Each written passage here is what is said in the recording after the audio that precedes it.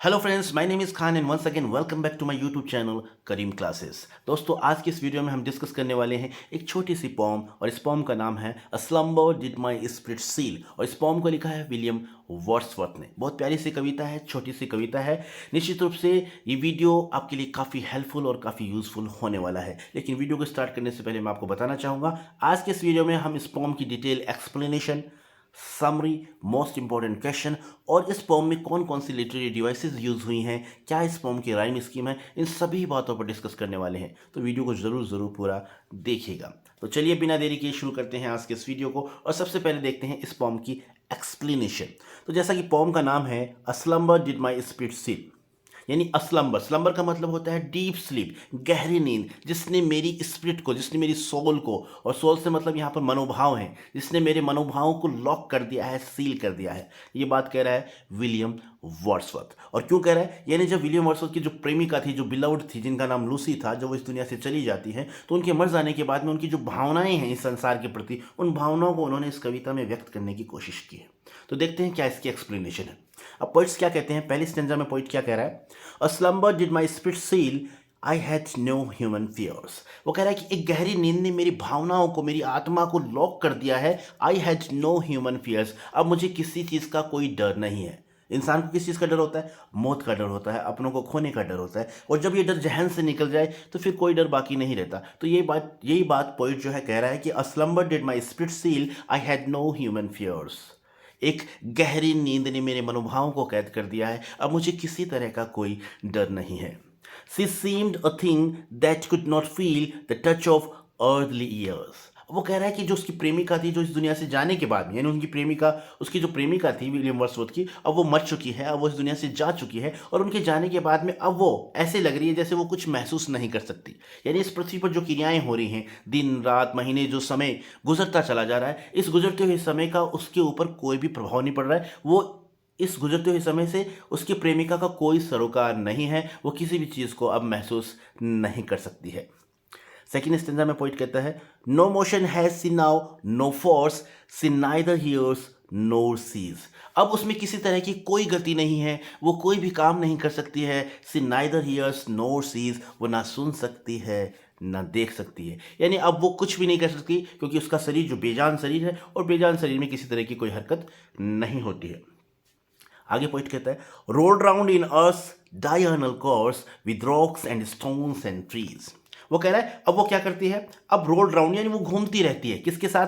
पृथ्वी में। क्योंकि उसकी प्रेमिका के मर जाने के बाद उसे जमीन में दफना दिया गया है, पृथ्वी में दफना दिया गया, और दफनाने के बाद में वो इस पृथ्वी का एक हिस्सा बन गई है। अब जिस तरीके से पृथ्वी अपनी डायर्नल कोर्स करती है, यानी दैनिक क्रिया करती है, एक धुरी पर चक्कर लगाती रहती है, तो उसी तरीके से उसकी प्रेमिका जो है वो भी इस पृथ्वी का एक हिस्सा बन गई है और वो भी पृथ्वी के साथ चक्कर लगा रही है। जिस तरीके से पृथ्वी से जितनी भी चीज़ें जुड़ी हुई हैं, चाहे चट्टाने हों, पत्थर हों, पेड़ पौधे हों, जो भी वनस्पति, जो भी कुछ पृथ्वी से जुड़ा हुआ है और उसकी इस क्रिया में शामिल है, तो अब उसकी जो प्रेमिका है, क्योंकि उसे भी ज़मीन में दफना दिया गया है, तो वो भी अब इस पृथ्वी का एक हिस्सा बन गई है और उसकी दैनिक क्रिया में उसके साथ चक्कर लगा रही है।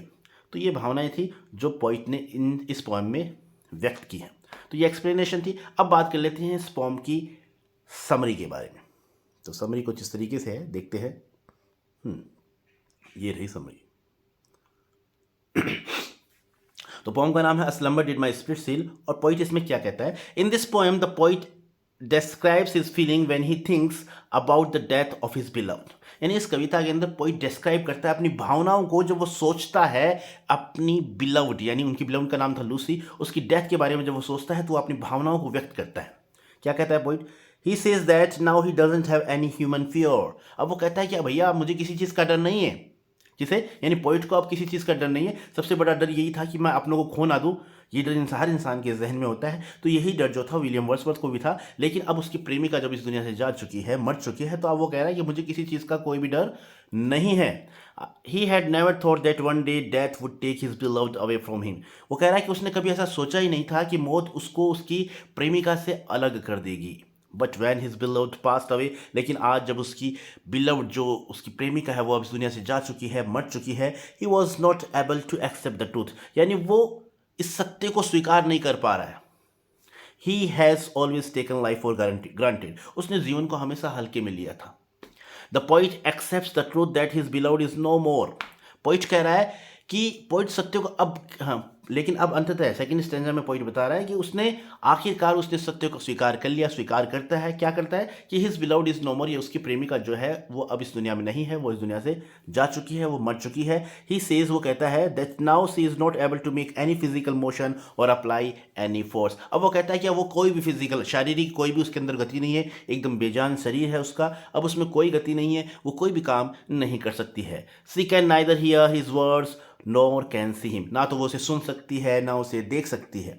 She is now under the surface of the earth, अब वो क्या है, अब उसे दफना दिया गया है, जमीन के नीचे उसे दफना दिया गया है। सी रोटेट्स विद द अर्थ, अब वो पृथ्वी के साथ चक्कर लगाती है। Now see has became the part, now see has become the part of the earth like rock stones and trees, अब वो क्या हो गई है, अब पृथ्वी का एक हिस्सा बन गई है। जिस तरीके से पृथ्वी की डायगोनल कोर्स के अंदर पृथ्वी के साथ चट्टाने, पत्थर, पेड़ पौधे जो भी पृथ्वी से जुड़े हुए हैं वो सब पृथ्वी के साथ चक्कर लगाते हैं, उसी तरीके से उसकी प्रेमिका वो भी, क्योंकि उसे भी जमीन में दफना दिया गया है, तो वो भी एक प्रकृति, वो भी एक पृथ्वी का हिस्सा बन गई है और पृथ्वी के साथ उसकी डायगोनल कोर्स में एक तरह से वो भी पृथ्वी के साथ चक्कर लगा रही है।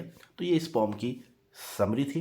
अब देख लेते हैं इस पॉम से रिलेटेड मोस्ट इंपॉर्टेंट क्वेश्चन क्या है, और उसके बाद में मैं इस पॉम के राइम स्कीम और जो लिटरेरी डिवाइस हैं उन्हें भी थोड़ा सा मैं आपको समझाने का प्रयास करूंगा। तो ये देख लेते हैं इंपॉर्टेंट क्वेश्चन। दो इंपॉर्टेंट क्वेश्चन है इस पॉम में। पहला क्वेश्चन तो ये रहा, what is the central idea of the poem, यानी केंद्रीय भाव क्या है इस कविता का। Slumber did my spirit seal, यानी जो कविता है इस कविता का केंद्रीय भाव क्या है, तो आंसर होगा इसका, in the poem slumber did my spirit seal the poet tells us that one whom we love very much when leaves us our life becomes restless for some period of time। Poet कह रहा है इस कविता के अंदर कि जिसे हम बहुत प्यार करते हैं जब वो हमें छोड़ देता है, हमें छोड़कर चला जाता है, तो हमारी लाइफ जो है, हमारा जीवन जो है बेचैन हो जाता है कुछ समय के लिए। But it is undeniably truth that each and everyone has to die one day we will have to depart from this world। लेकिन ये ना झुटलाया जाने वाला सत्य है, यानी ऐसा ट्रुथ है जिसे झुटलाया ना जा सके, ऐसा सत्य है जिसे झुटलाया नहीं जा सकता कि हर इंसान को इस दुनिया में एक दिन कभी ना कभी मरना है।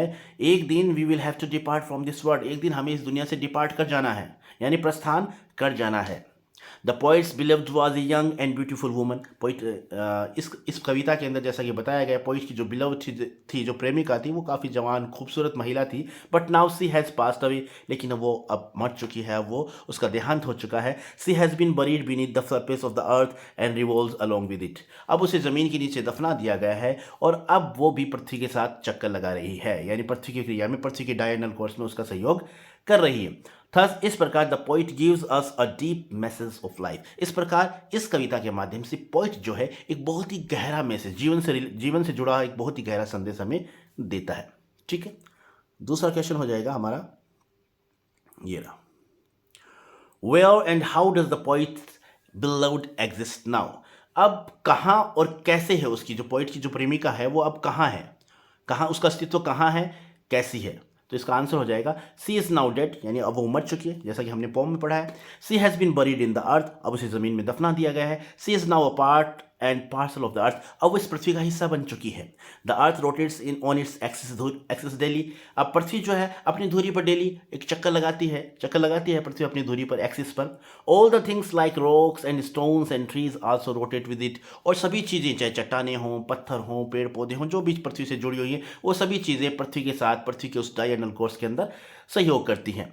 His beloved too rotates along with other objects on the earth, और उसकी प्रेमिका, क्योंकि उसकी प्रेमिका को भी ज़मीन में दफना दिया गया है, तो वो भी एक पृथ्वी का हिस्सा बन चुकी है, अब वो भी पृथ्वी के इस डायगोनल कोर्स में इस चक्कर लगाने की प्रक्रिया में उसके साथ शामिल है।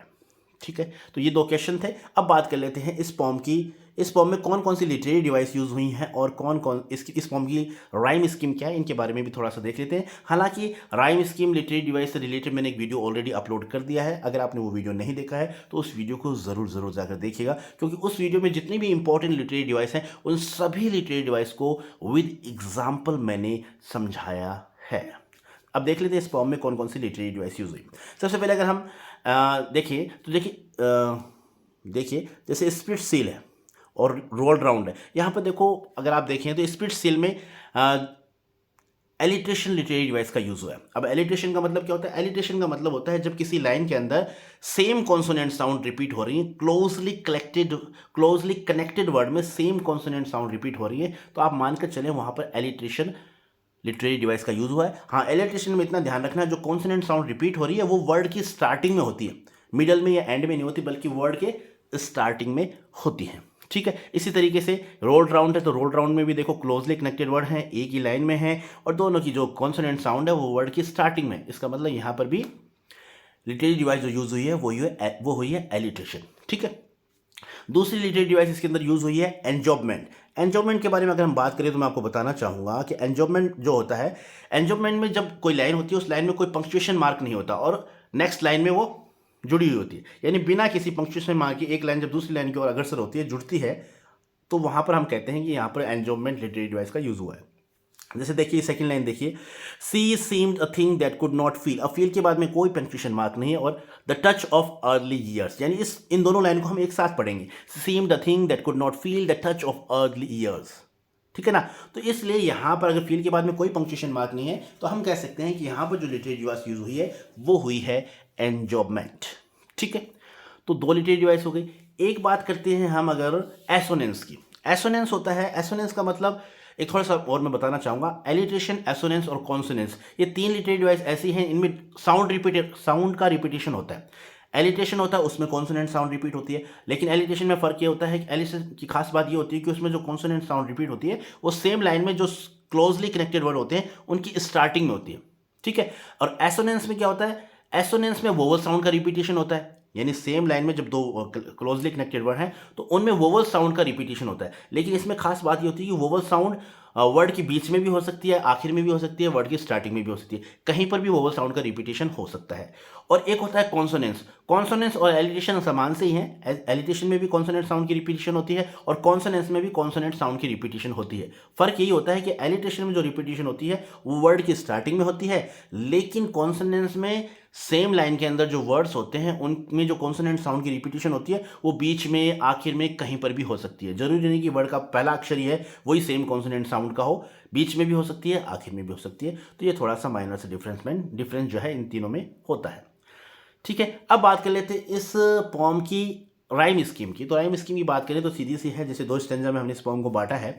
अगर हम राइम स्कीम पहले स्टेंजा की देखें तो देखो सील, तो यहाँ पर इसे हम ए से इंडिकेट करेंगे। दूसरा हमारा वर्ड है फियर्स, तो सील से वो रिलेट नहीं कर रहा है इसलिए हम यहाँ इसे बी से इंडिकेट करेंगे। तीसरा हमारा है फील, तो फील और सील आपस में रिलेट कर पा रहे हैं, है ना, तो यहाँ पर दोबारा हम इसे ए लिख देंगे। और ईयर्स और फियर्स आपस में जुड़े हुए सेम साउंड प्रतीत हो रही है, तो फियर और ईयर्स, यानी फियर्स को हमने बी दिया था तो ईयर्स को भी हम बी दे देंगे। तो हमारी इस फर्स्ट स्टेंजा की जो राइम स्कीम हो जाएगी वो हो जाएगी ए बी। ठीक है, इसी तरीके से हम देखो फोर्स, तो फोर्स इन अलग साउंड है तो फोर्स को हम सी दे देंगे। सीज है तो सीज भी अलग साउंड है तो सीज को हम डी दे देंगे। कोर्स और फोर्स सेम है, जिस तरीके से फोर्स को हमने सी दिया था तो उसी तरीके से हम कोर्स को भी सी दे देंगे। ठीक है, तो ये हो जाएगा और ट्रीज और सीज सेम है तो ट्रीज को हमने डी दिया था तो सीज को हमने डी से इंडिकेट किया था तो ट्रीज को भी हम डी से इंडिकेट करेंगे। तो इस तरीके इस स्टेंजा की जो राइम स्कीम होगी वो हो जाएगी सी डी। तो पूरी पोम की राइम स्कीम हो गई ए बी सी डी। तो इस तरीके से वैसे मैंने आपको डिटेल में समझाया है उस वीडियो में, पिछले वीडियो में, कि किस तरीके से राइम स्कीम निकालते हैं, कौन कौन सी literary devices important literary device हैं, उन सभी को एग्जांपल के सहित मैंने आपको समझाने का प्रयास किया है। तो मैं आपको रिकमेंड करना चाहूँगा कि वीडियो आप जरूर देखिएगा। यहाँ पर मैंने एक तरह से आपका उन लिटरेरी डिवाइस का रिविजन किया है। ठीक है, so this is all about the video. I hope you like this video, and if you did, please give it a like and share with your friends and siblings who are especially in 9th class. So once again, thank you so much for watching this video till the very end. See you soon in next video. Till then, take care of yourself, keep watching, keep learning, keep improving your English. So once again, thank you. Have a nice day.